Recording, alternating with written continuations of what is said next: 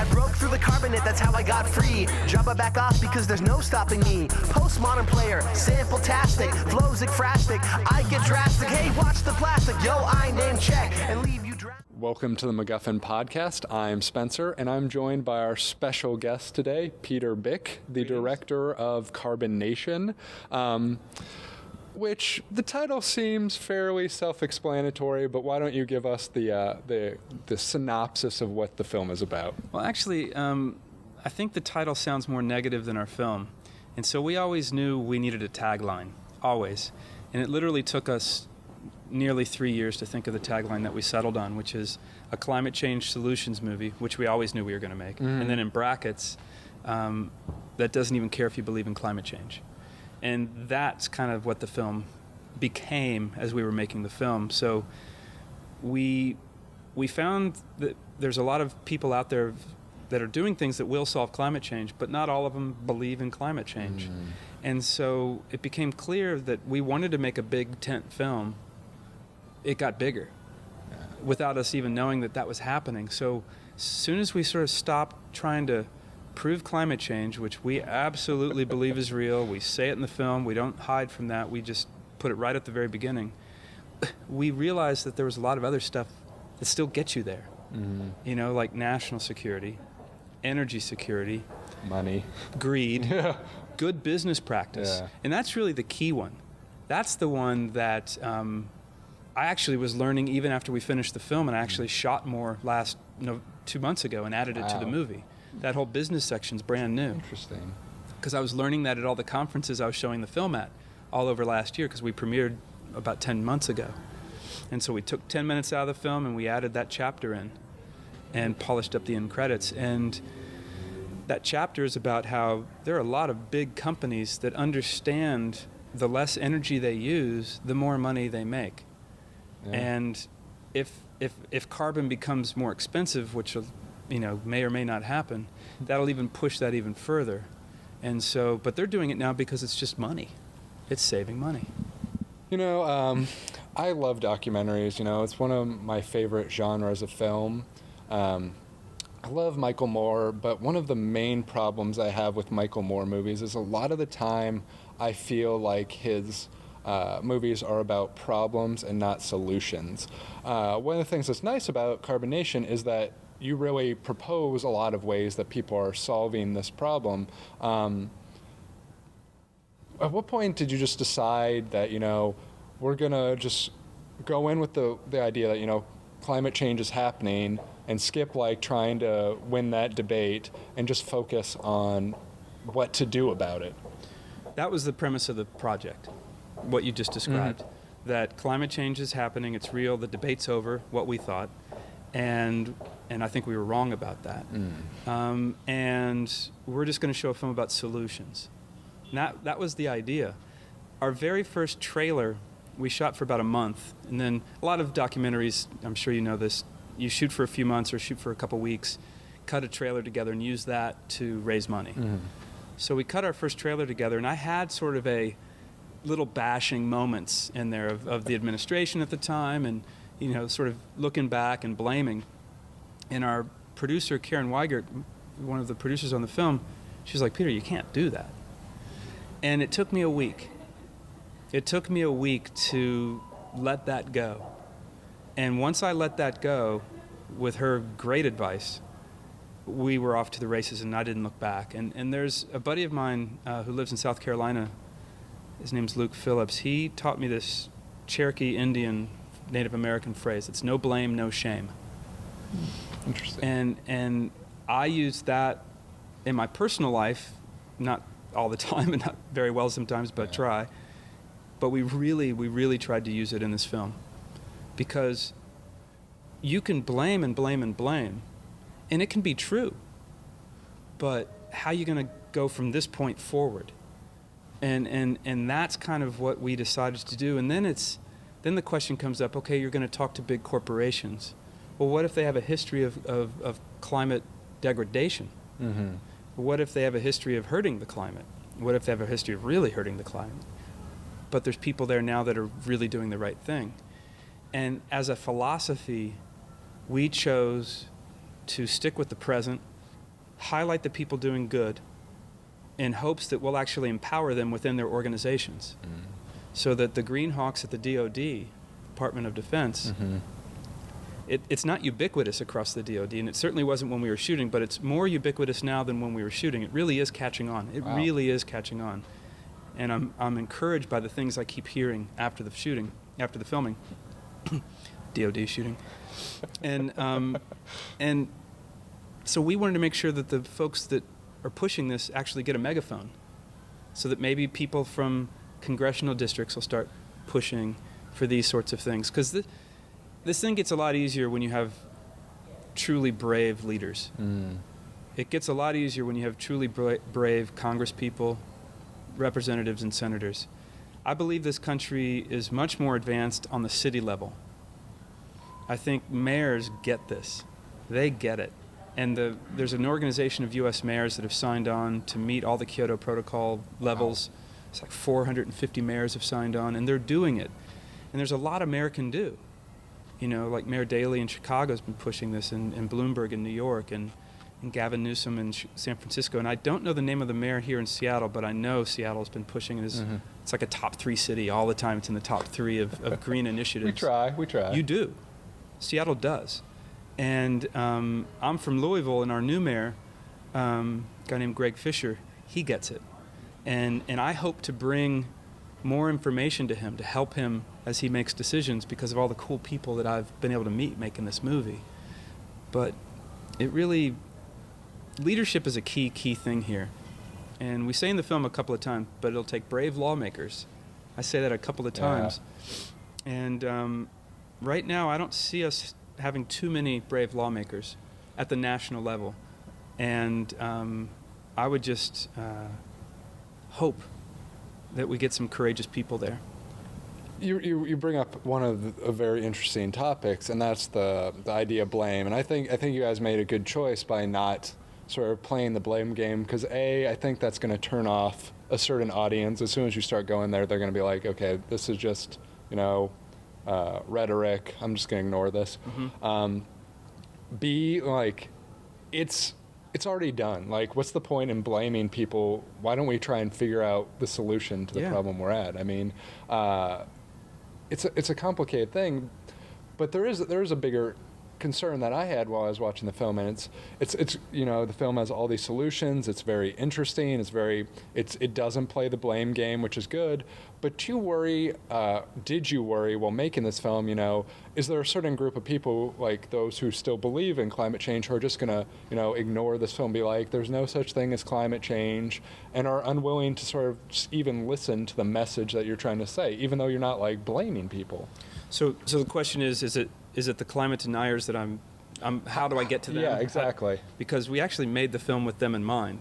Very personally, my Uncle Phil and his college roommate, a guy named Charles, they were Harvard class of 54. They sent me climate denier articles when I was making the film. And so I could have taken offense to that and wasted an enormously grand opportunity. And so I'm glad that I didn't take offense to it, and I actually enjoyed it. And I read the articles, and I thought, let's make the film for them. Let's really think about them as I'm making the film. We always wanted to make a big tent, apolitical, nonpartisan, positive film. But let's really think about Uncle Phil. And I mean, we could break it down into I'm a whiny liberal, he's a knuckle-dragging conservative. I haven't made a lot of money in my life yet. He's done very well, and he knows the markets. I'm confused by the markets, although sometimes I think I can see things a little clearer because I'm not in it. And he loved the movie. He didn't have a nickel in it, and he didn't need to love it, And his roommate Charles loved it and recommends it to everybody. And so the trick isn't, to me, whether this film will work with a conservative and or a skeptic. The trick is getting the skeptic and or the conservative to see it. Yeah. That's the trick, and that's what we're working hard on as our marketing campaign, is how do we get into more conservative places? And that's, we're still cracking that nut. We have not cracked that nut yet. I think it's an interesting sort of approach you guys take.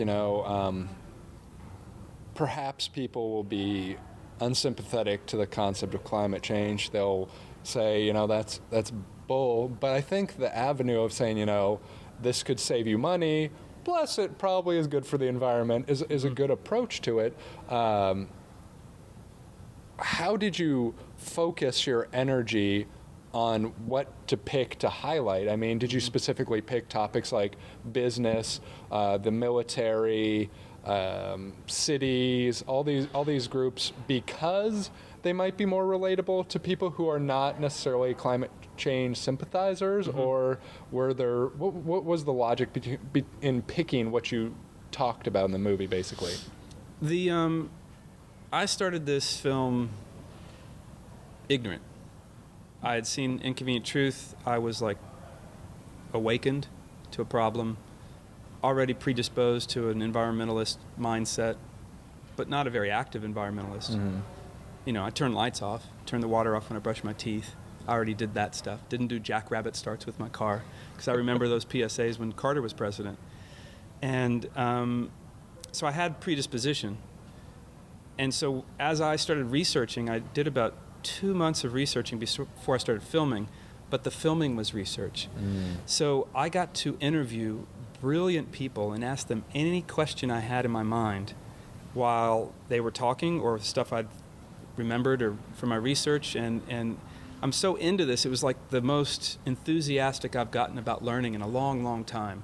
So the stuff I was retaining it, And I was able to have these conversations and learn and learn and learn. So the pieces were starting to come together as I learned different pieces of the puzzle. Cities are a big part of it. Energy efficiency was the first thing I learned.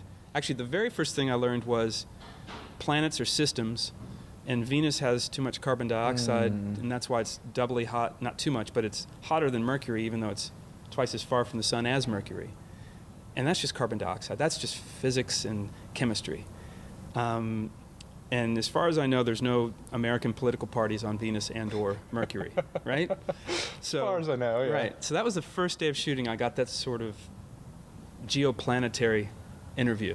It was great. It was a great way to start. And then the second day, I was at a conference about energy efficiency and how much money you can make in energy efficiency. You spend $1, you get $2 back. Dow Chemical spent $1 billion since 1994 on energy efficiency within their company. They've made $10 billion in the doing. So those are great returns. Those are great returns. So those are the pieces that started coming together. And then that whole first year of shooting was really like what I called three-dimensional research. We did get pieces that made it into the film, but we really got information. And it was a pretty daunting day when we sort of sat down and looked at our script and really worked on it about a year into filming. And I realized, I remember calling my dad and saying, I've only got 10% of the movie shot. Wow. And I knew I needed 90% more. And I was pretty much right. Wow. I was pretty much right.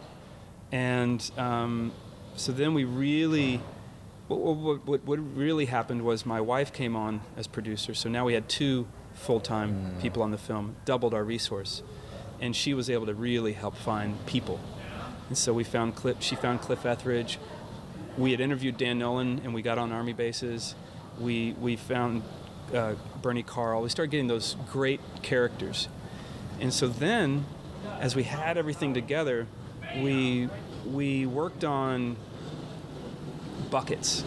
How do you break this thing down into understandable buckets? So we had energy efficiency, clean energy, land use, and leadership. And so then we thought, okay, we've got those 4 buckets. And then we knew we had all these stories. We had a bunch of wind stories. We had a bunch of solar stories. But after a while, you realize you only can have 1 of each. And so we really based those buckets on what we learned from everybody, And then we based what made it into the film by the characters. That's what we based it on. It's definitely fascinating, so rich in information. That was actually one of my other concerns, and that's not necessarily a negative concern, but there's so much information, and I was lucky enough to get a screener of this film so I could watch it on DVD. But there were numerous times. Oh yeah, there were numerous times I paused, I rewound. Like, do you worry that there's just so much information going to the viewer that it might be overwhelming? I mean, I'm completely honest. Like, there's so much information in this film. It's certainly been a concern of some of our executive producers that there was too much in it. Once we got the stories, and our first editor, Eric Driscoll, got them all really into good shape, all the blocks, I then took it and worked on all the glue. All the narration hadn't been written until the last year. And so I wrote that first pass of narration with Eric's help. I mean, you don't have an editor on a documentary who's not a writer. And he's up there in a writing credit, and that's just a well-earned thing. I do a lot of editing, and I know what a documentary editor does. They write. Absolutely right. And he's brilliant. And so he got me in really good shape, and then I was able to take it to the next stage, which was gluing it all together and making sure all the glue was accurate and understandable. And so we had vetting screenings after vetting screenings after vetting screenings. We showed it to 1,000 people over about a 10-month period, honing it, recutting it, honing it, recutting it. And so I had a lot of time just by myself working on the script. And one of the first versions, my sister said her head hurt. And my sister's smart. And so that was I knew I had too much information. So really, for me, I mean, we kept pulling it back, pulling stuff out, letting air in there, pulling stuff out, letting air in there. So it is thick. I do think it's thick. We've had a few people say it's too thick, but we've had enough people just dig it. I mean, there's a question, I dug it. It's sort of like, I guess, do you just hope that, some of the information sticks? Is that basically the goal, something? They take something away from it? Yeah, I mean, we feel that we're on a theatrical release right now. I don't know when this airs. Does this air soon? This will probably air about the same time as playing at SIFF. Okay, so it starts, well, we play at SIFF from March 4 to March 10. We're on the last half of our small theatrical run nationally: New York, LA, Austin, Seattle, Portland, San Francisco. And then we also have the ability on our website to set up your own screening. We've got about 250 of those. So anywhere in the world, people can set up their own screenings. And we've had screenings in a lot of different countries. People email us and request it. It's been very exciting. And we're doing all of that marketing to sell DVDs. We feel like that's really where the bulk of people are going to see it. And then even if they see it on TV, maybe they'll want to buy the DVD as well. So then they'll be able to do what you've just did. Yeah. Pause it. Right? And then we're going to break it into chapters, which it already is in chapters, work in an educational component. My wife, Kristen, just started working on that today. I'm taking it with the folks from SIFF. We're going to something like 10 schools over the next 3 days. And I'm showing clips of it and the film, and, we want this in schools. I think that's sort of an interesting avenue that, you kind of jog my memory. I remember talking to John Jeffcoat, the director of the film Outsourced. I don't know if you ever saw that film. No, I didn't, but I want to see that film. It's a wonderful fictional film, but they ended up, one of the huge avenues of revenue they ended up doing was taking Outsourced, this movie, to schools. And so, I mean, obviously this seems like a more natural fit, but I mean, it's definitely a powerful way to get your film out there, for sure. Yeah, and because we're so nonpartisan and so just apolitical, I think we'll have an easier time than some other films have had. And we want to turn this into a TV series. So we'll see how. I was just having a conversation about that today with a potential partner in that. And it's these are hard things to make. Yeah. In a TV series, are you going to find all the cool characters? And we hope that we get enough of a buzz that the cool characters come to us.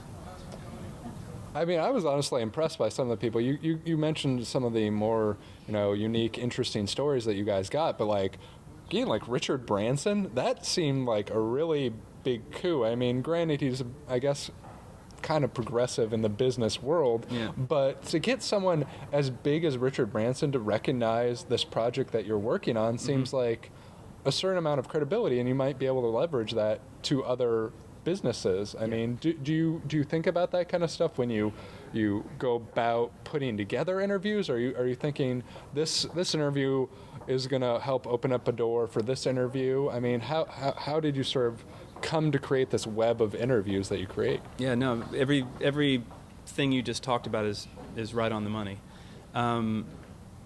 So I started researching on February 1st, 2007, and we started shooting at Arizona State with that geoplanetary geologist guy on April 2nd. On April 1st, that night, I knew I was going to start shooting the next day. I emailed Richard Branson, who I had met at a Kentucky Derby party 2 years prior, asked him if he would be in a film of mine, which at the time I thought I was going to make something totally different. And he said, sure. He's not camera shy, and he's a gentleman, and he's very graceful and giving. I mean, he really is what you would hope a billionaire businessman would be. I mean, it's just no other way to put it. And so he actually let me keep in touch with him for 2 years. You know, it's not like he needs to, but I would email him. He would reply every now and again. And so I emailed him that night and said, we're making this film on solutions to, at the time we called it global warming. We're filming about solutions to global warming. Would you be in it? He emailed very quickly back, yes. And I said, may we tell people you're going to be in it? And he emailed back very quickly, yes. So immediately from the beginning of the film, we had Richard Branson has committed to being in the film. And then one of our producers, Craig Sieben, has a relationship with Tom Friedman. So actually a personal relationship. I can't quite remember how it works, but a friend of his is married to Friedman's something. It's like a family friend. You know, they go to the same bar mitzvahs. And so Craig got to Tom and said, would you be in the film? And Tom said yes. So quickly we had Tom Friedman and Richard Branson have said yes. And that helps. Yeah. And then Craig Sieben, the guy I just mentioned, got us into this conference on energy efficiency. It's a group called ACEEE. And Amory Lovins was there. Jim Rogers, the head of Duke Energy, was there. So we got those two interviews. Wow. So within 3 weeks, we had Branson and Friedman saying yes, they'll be in it. We had Amory Lovins and Jim Rogers in it. And we had a lot of other people that aren't as well known but are leaders in this field. We were off to the races. Now, getting Friedman in front of the camera took, from when he said yes to when we got him in front of the camera, it was over a year. Wow. And from Branson saying yes to getting him in front of the camera was April 1st to January 1st. So it doesn't happen overnight. And Jim Woolsey, this ex-CIA director, I saw him at a conference at the Rocky Mountain Institute, asked him to be in the film. He said yes, and that was in August, and we finally got together in February. So these things don't happen like that, because these guys have incredibly busy schedules. But can I tell you a Jim Woolsey story? Absolutely. This one's... I'll just tell the story till the day I die. So he's on a panel about energy security, national security, and how the way our energy policy pours money into the Middle East is just nuts, because we're paying for both sides of this war. We're over there fighting a war for a resource, which is oil. And here he is, this ex-CIA director, calling it nuts. And I mean, he's a conservative fellow. He was John McCain's energy policy advisor on the 2008 election cycle. Right? Pretty conservative, yeah. So that's where he's coming from, and yet he gets this. He gets this, and because he gets it, I think he adds such logic to it. And when you bring in Defense Department, when you bring in CIA, when you bring in these people who really know the problems and get it, and say we gotta work on this. You know, this is a national security issue. Then you're talking to a lot more people. It's not me, Peter Byck, whiny liberal guy, hugging a tree, right? And I have hugged trees, right? It's not me. It's Jim Woolsey, ex-CIA director. We've got Colonel Dan Nolan, and brigadier generals, and you know those people carry a lot of weight with a lot of people. But Woolsey, the first time I met him, he said yes to being in the film, and then he proceeded to say, you know, in Cheech and Chong's Up in Smoke. And I'm like, yes. He says, you know that van they have that's made completely out of pot? I said, yes.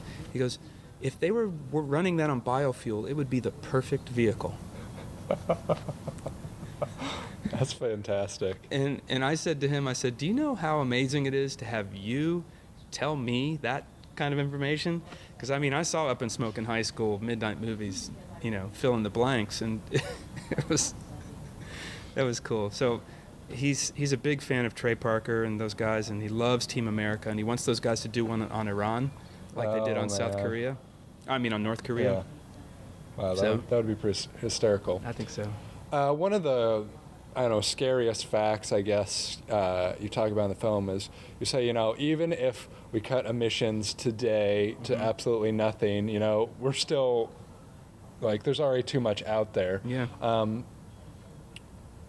How do you approach, working for change once we reach that threshold? I know another part being, things like America is responsible for 25% of the emissions now worldwide. How do we as a country try and speak to places like, China and tell them don't do this while we do it ourselves? How do we overcome these massive obstacles that are clearly in the way of us solving these problems? I think we as a country have had a history of leadership and leaders. And I think there are a number of people in this country who are leaders, who are leading us in the right way. We haven't gotten the national policy together, but we do have, like I say, at the city level. And those people are going to become governors and going to become representatives. So long term, I think we're going in the right direction. Short term, there's a lot to be done. We are 5% of the world's population and 25% of the world's energy use and therefore pollution. And so I think the story has to be framed better. I don't think folks like me, the whiny liberal crowd, have been very good storytellers on these issues. We can get shrill. And I think the story needs to be reframed in a lot of ways, and there's two studies that just came out in the last 2 weeks that directly speak to this. One's from Berkeley and one's from Harvard. And, I guess some conservatives could say, well, I don't even want to listen to them if they came out of Berkeley and Harvard, so, grain of salt there, I guess. But the studies are, in Berkeley there's a study that the climate change language has not worked well in bringing this to people's attention and having them change their minds and say, you know what, climate change is real. I'm going to do whatever I can. Let's get some leadership. And a big problem of that is the blame and shame approach and the fear approach it's sort of reached a threshold of how many people it's going to get, but it doesn't seem to be getting any more. But if you can say to somebody, it's not your fault any more than it's not my fault.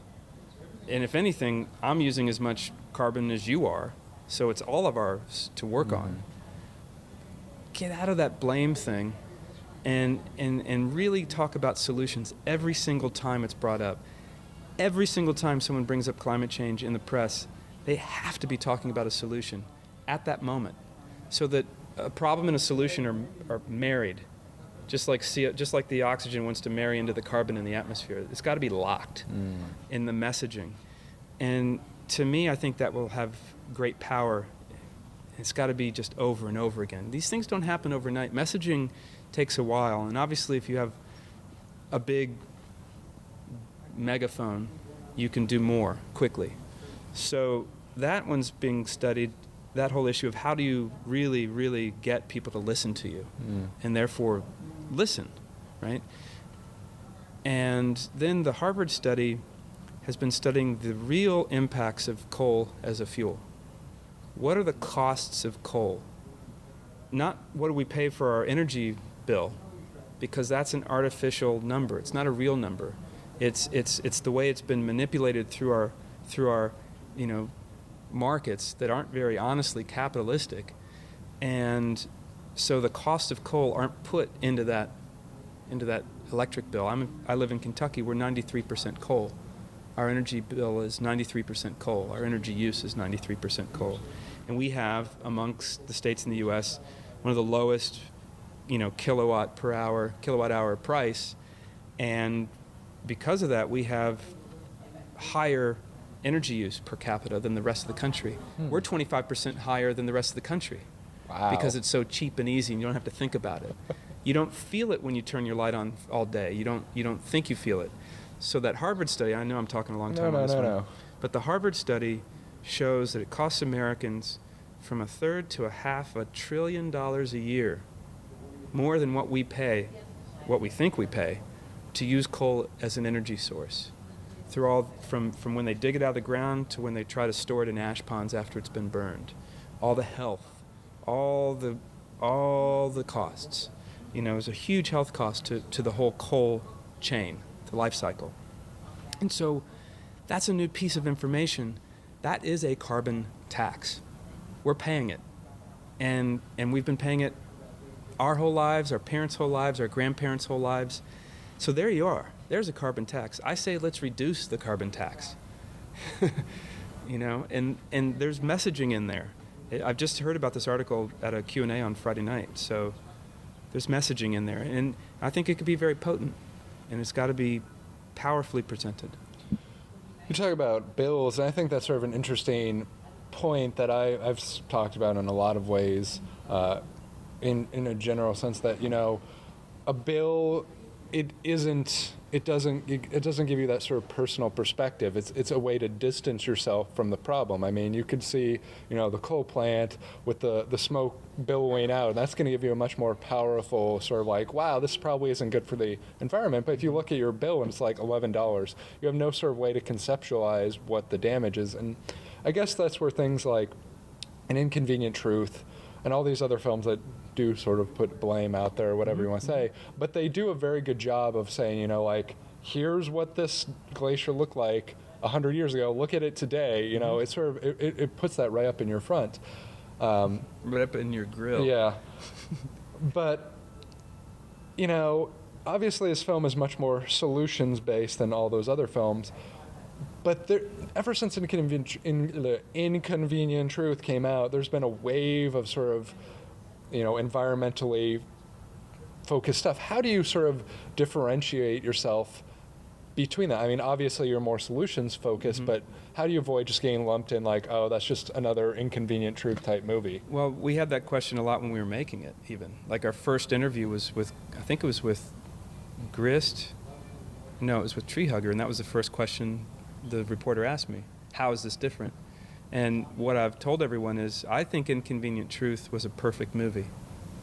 I think it was a horror movie. It was marketed as a horror movie, and the horror of it is it was based on fact, and it's our planet. I don't know that anyone needs to make that movie ever again. I think it was just perfectly done. Hopefully we don't have to make that movie again, because that probably seems something is really going off the rails. Yeah, well, it's a tricky thing. I mean, Gasland is a new film about fracking, and it's a very important film. I really thought they did a great job.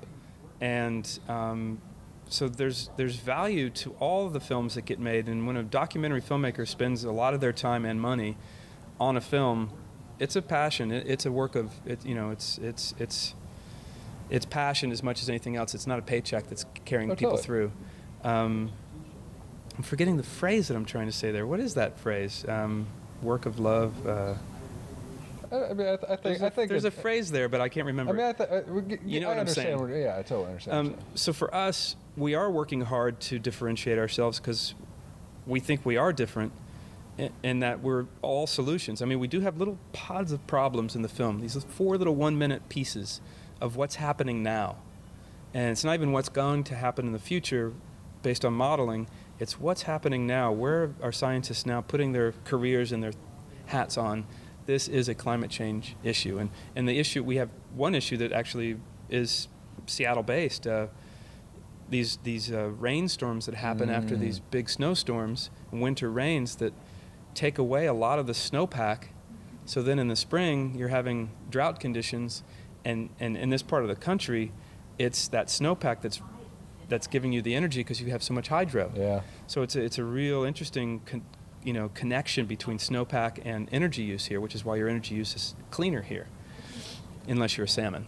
Then you're not too happy about it. But I think they're working on that, but I'm not sure. So when we started the film in 2007, we thought for sure someone was going to be making a film about solutions. And we asked everyone we interviewed, because obviously they're going to be interviewed by a lot of other people. And they kept saying, no, we haven't heard of anything. We heard of a couple pieces here and there. We thought Al Gore was going to do one. Then it was just his book.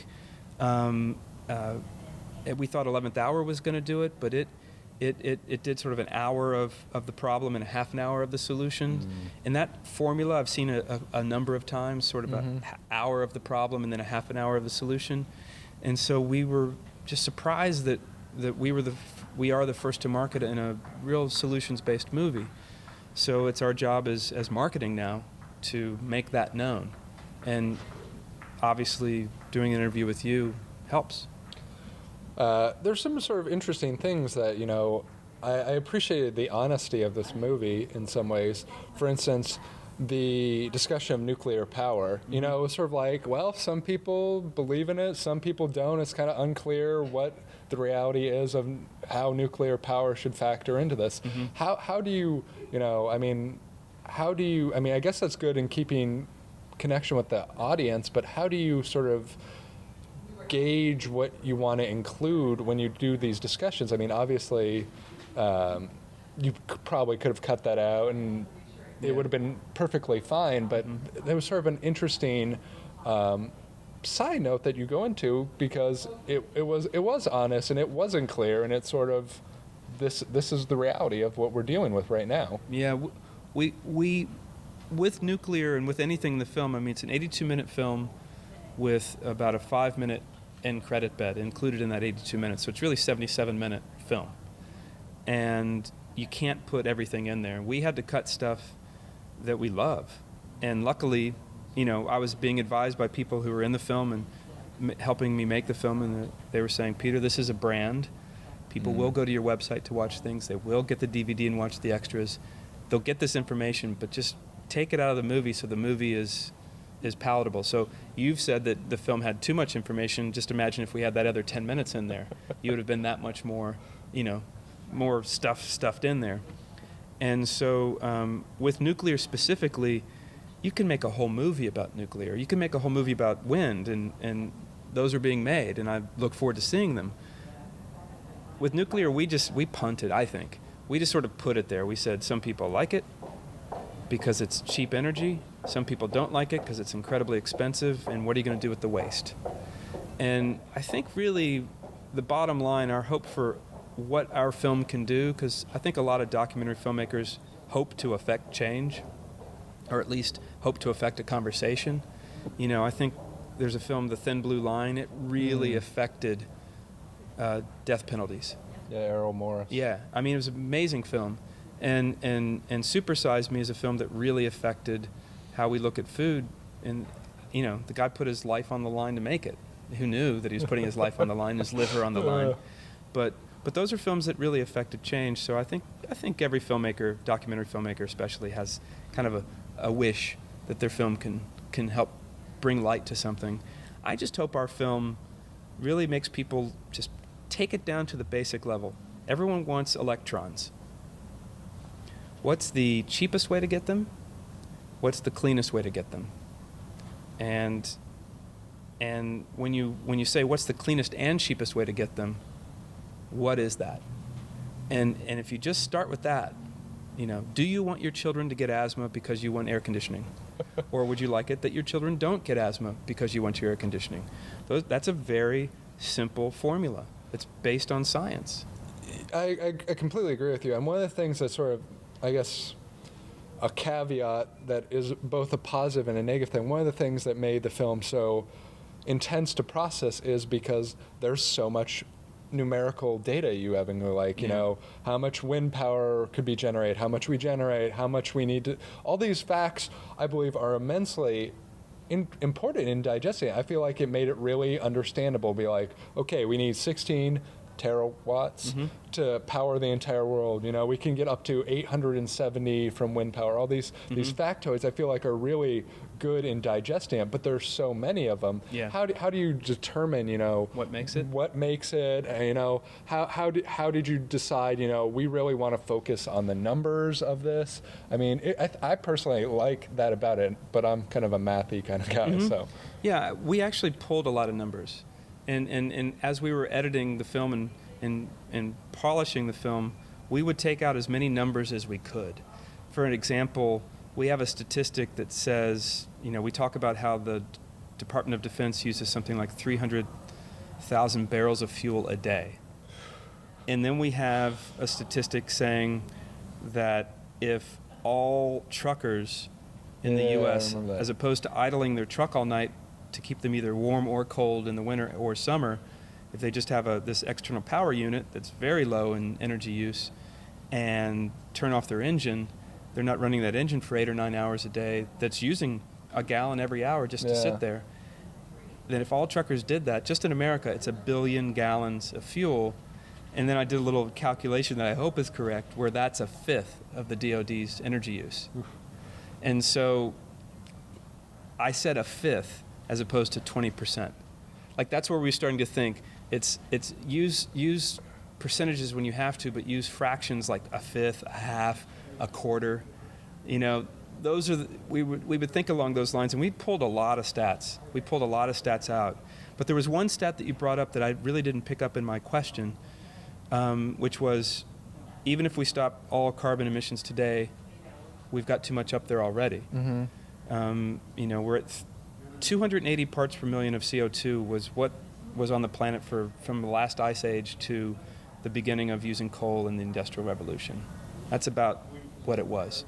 And since the Industrial Revolution, it spiked up, and we're now at 390. And it's a very fast spike. And we're shooting up, and that's the concern. That's it right there. And so how do you bring parts per million back down once they're up there? And then the way we structure the film is land use. That's why we put the land use piece after that. And organic farming and cattle grazing and forestry is a huge solution. And it's actually letting nature do what it does. And if you farm in a way that nature is working with you, you sequester tons of carbon per acre per year. That was one thing that I was watching and sort of was an interesting conundrum, because wouldn't it help a lot to get rid of all the cattle? Because isn't methane gas, as you said, like a huge amount of the emissions going out there from the cattle? Like, it's sort of like you want these farms to help, and the cattle help keep the plants cycle going, but at the same time it's how do you determine what the best medium is for that? It's a complicated solution. Obviously, we're not going to get rid of cattle. It's just right. That's kind of what we wanted our film to be, optimistic and pragmatic. There's no way that we're going to say to the American population, stop eating meat. It's not going to happen. Yeah. And so what we say in the film is, how about Meatless Mondays? 1 day a week. Just try it. And maybe someone will feel better after not eating meat for a day, and maybe they'll think, oh, maybe we could do this a couple days a week. It's a huge change. 1 day a week is a huge change. But what's happening is, a bigger problem with cattle is feeding them corn and putting them on feedlots. From the studies we've seen, and I don't think anything's absolutely certain, but it looks like it is that creates a lot more methane coming out of the cows. Because corn is not a natural food for cows, it's actually a poison. So if you've seen Food Inc., if you've seen Fast Food Nation, or King Corn, or King Corn, which I haven't seen, I really want to see it. Yeah. Sorry, King Corn people, I really want to see your film. And they're saying, well, why don't you just buy a DVD? And I'm like, that's a good idea. I will. If you take the corn out, then that's a huge factor right there. And the whole corn issue, I'm sure King Corn takes care of. Well, I mean, that's a whole other terrifying topic in and of itself, is because corn is so prevalent in our society. It's everywhere. But if you look at cattle and grasslands, they've evolved over hundreds of thousands of years. The Inuits, it's the cattle and the buffalo and a couple other animals with the hooves that are all the same. They evolved together in a natural system. Those grasslands only do well with cattle on them. That is what they do. Yeah. And so when you get those grasslands healthy again, those root systems go 10 feet down. Grass roots 10 feet down. And so when you're properly treating these grasslands the way we found them when the Europeans got here, all those buffalo going around, hanging out for a while, eating, and then here comes a predator. Before it was a saber-toothed tiger, then after that it was the humans, before we like to start slaughtering them in mass. And they would move on to a new place. So it's like the idea is to get the cattle back into giant herds. You know, get the cattlemen to work together, take the fences down, and let these herds roam, and let them poo. And that poo and the mycorrhizal fungi in the soil and the grasslands, you're off to the races. And that's sequestration ability of those grasslands alone can really, really affect the planet. So we're not saying stop eating meat. We're saying eat grass-fed. Eat grass-fed beef. And that'll do a whole lot. So it's a controversial issue. It's a controversial issue on the left. I've gotten slammed by folks who are like, we should all be vegetarian.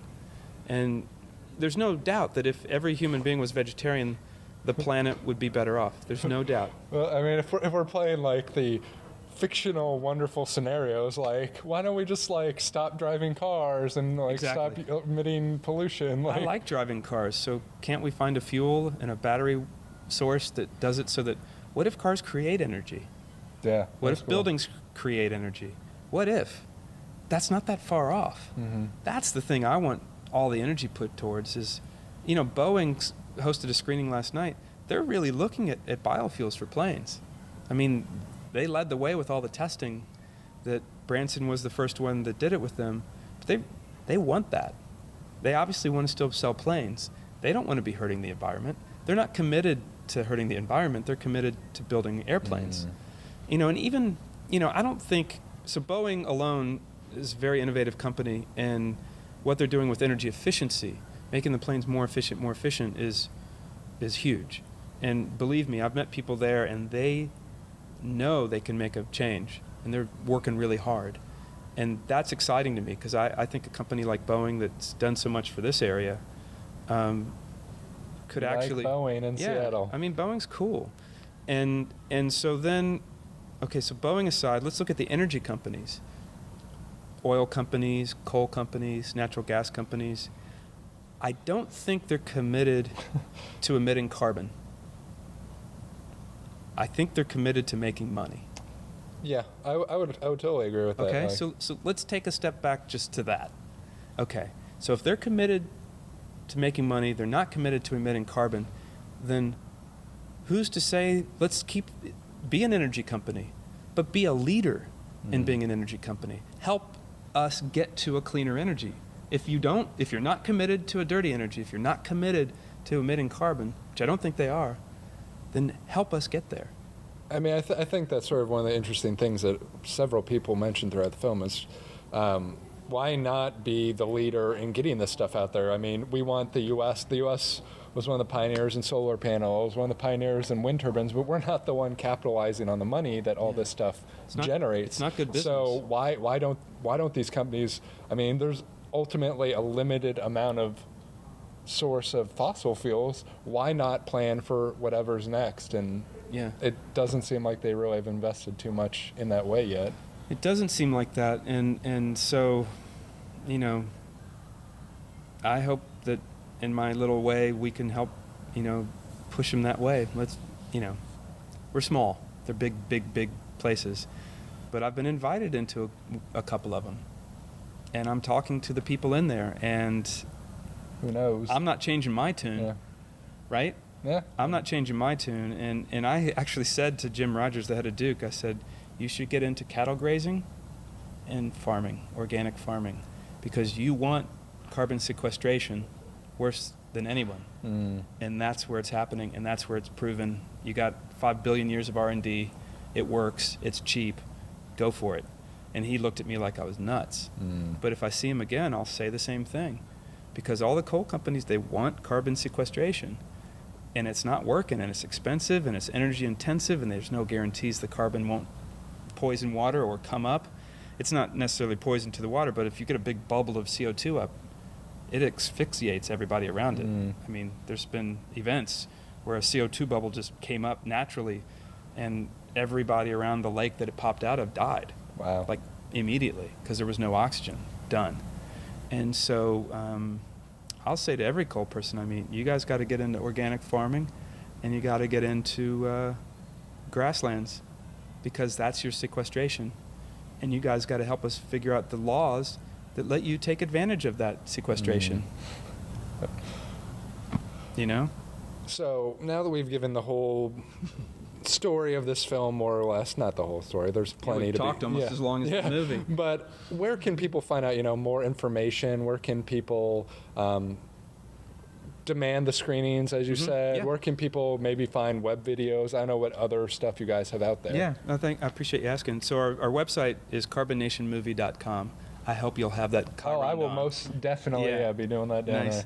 And so on the site, we have our theatrical screening game plan. And if you're in those cities, Seattle, Portland, and San Francisco, get a group of people together and you'll get a discount. And there's a thing called group discount, right? Group screenings, group sales. But the more important one is set up your own screening. So we have a group called CrowdStarter that we're working with, and they're fielding requests for screenings. And right now we're at about 250. Wow. And in just a matter of weeks, we've had that many screenings requested. And last year, before we hired anybody, there was about 100 word-of-mouth screenings. So it's a slow burn, and we make it real easy for people to see it. We always say yes. We do have screening fees. We like to make a little bit money for our foundation, but we also really, really want this to be seen. We're working on an educational component, and we're working to get corporate sponsorship so that we can give that DVD and that educational game plan to schools, so they don't have to worry about buying it. We want to be able to make a living, but you don't have to charge retail at that point. Sure. And then our DVD goes on sale May 3rd, and Stonyfield Yogurt is putting it on 8 million yogurt lids. Wow. It's a competition to win a DVD, and there'll be more than one to win, but they're helping us get the word out that way. And so we just keep working, and someday we'll get on Oprah and The Daily Show, and I would hope you're going to get on Oprah sooner than later, because isn't she ending this year? So. But she extended. I thought she was going to be done like in November. Well, you know more than me, so hopefully Oprah, if you're out there, send them an email, because I'm sure it's on their website. Again, she would love the movie. Thank you so much for joining me, Peter. And thank you. Go see Carbonation. It's going to make a difference. Thanks, man. T-1000 can't stop me. I'm on fire tonight. Magneto can't stop me. I'm on fire tonight. Even Zod can't stop me. I'm on fire tonight. It's tight. Don't even try to bite the side of style. Mr. Spock can't stop me. I'm on fire tonight. The Wrath of Khan can't stop me. I'm on fire tonight. The Borg can't stop me. I'm on fire tonight. Because I've got space game and it feels alright.